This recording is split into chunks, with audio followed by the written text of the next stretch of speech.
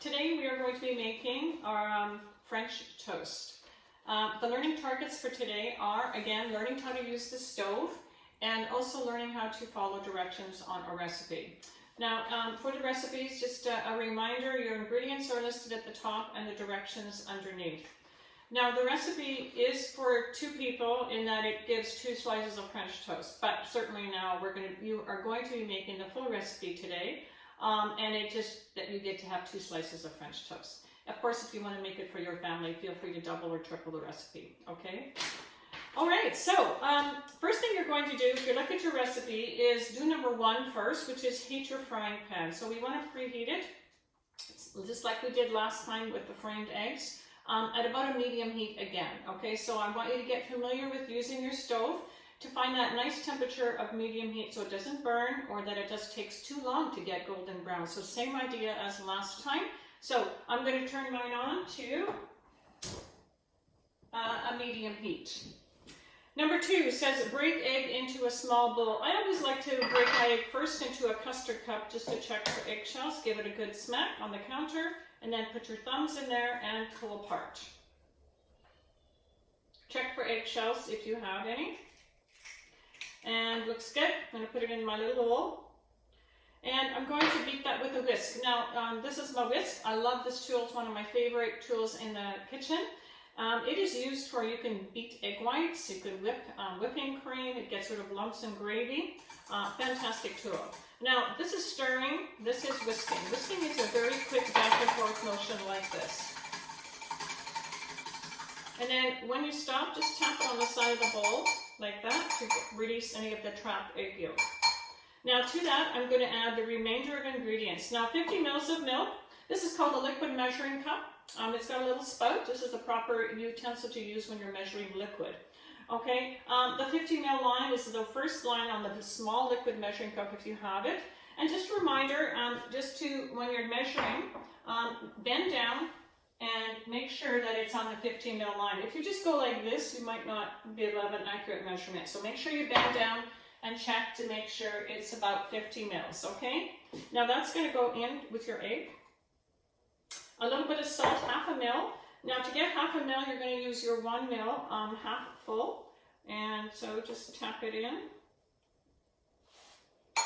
And then ½ ml of vanilla and ½ ml of cinnamon. Now cinnamon is optional. Optional means that if you don't want to put it in, you don't have to, okay? I'm going to do my cinnamon first because it's a dry ingredient. And I'm just going to put that in there, so ½ ml. And now I'll put my vanilla in. Again, ½ ml. Now, if you put a little more in, it's totally fine. Vanilla is just for flavoring, and so is the cinnamon. All right, so now I'm going to take my whisk again, and again, back and forth really quick. And if you have the cinnamon in, it's going to turn a slightly brown color. And whisk, whisk, whisk. And it should be nice and foamy, and there shouldn't be any pieces of egg in there that aren't mixed in, okay? Once that's done, tap it on the side of the bowl and pour it into your small square pan. Now for your bread today, it's 2 slices of French bread. Now, at school I buy the bread for you, and it is the French bread, which is what this is here. So one of the things is you want a bread that's a little on the thicker side ideally. Now, you can use whatever you have at home. Any kind of bread will do. Even sandwich bread is totally fine if it's thinner, okay? But ideally, you would like it about this thickness here. So I'm going to dip it in here. Now, this is a little trickier than it appears. What you're looking for is you want the coverage on both sides. You want the bread to be saturated with the egg mixture on both sides. And one of the troubles is sometimes students drop it in and then forget to turn it over or don't turn it over soon enough, and then you have dry spots on your bread. So you don't want any dry spots. That's one of the tricks. So what I do is this. I'm going to drop it in, count to 4 seconds, and then I'm going to turn it, okay? And while it's in there, I'm going to swish it around. 1, 2, 3, 4. And I'm swishing it just to make sure that it's covered. Now I checked, it looks great. It's totally covered in the egg mixture. Now I'm going to drop it back in. Again, and now I don't need to count, but I'm just going to swish it around just to make sure that it is completely covered. Yes, it is. So now I can leave it saturate, and it will actually suck all the milk mixture up over time. It might not do it immediately, depending on the kind of bread you're using. I'm going to flip it over again and just let it set like that. All right, as soon as that's ready, I am going to move to the frying pan and I'm going to fry this up. So I'm going to take this over to the frying pan. As you can see, it's almost done. All right, here I go. Okay, here I am coming to the stove, and same as last class, I'm going to just check to see how it's doing. Looking good. Now, you want to put the butter or margarine in your pan just before you fry. Please don't put the butter in any sooner, otherwise it will burn, okay? So I'm going to get my pan ready to go. I'm going to drop it in, actually. Just drop it in. Swish it around. And then I'm going to take my bread slices and put them in the pan, like so. Now, it's really important that you don't want the pan too hot. If the pan is too hot, it's going to burn the bread on the outside, and the egg is going to stay raw on the inside in the middle of the bread, okay? So a medium to medium low heat is ideal. This should take about 2 minutes on the first side and about 1 minute on the second. All right, so we're just going to let it fry for a bit, and then I'm just going to take a peek to see how it's doing, okay? So it's been in there almost a minute now, so I'm just going to have a look and see if it is starting to turn a little golden brown. So we're just going to go underneath here, take a peek. But yeah, it's starting to get golden brown, so that's good. So, but we're going to wait about another minute or so before flipping. This is a recipe that is basically from France. It's called French toast for a reason, okay? And that is because they are using leftover French bread to make toast.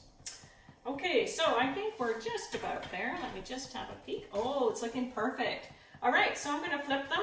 So the first one, I'm just going to go put it underneath like that. Give it a flip. And that is exactly the color you're looking for. So I like to use my fingers. That's just me. And that is perfect coloring, okay? So second side will be about 1 minute.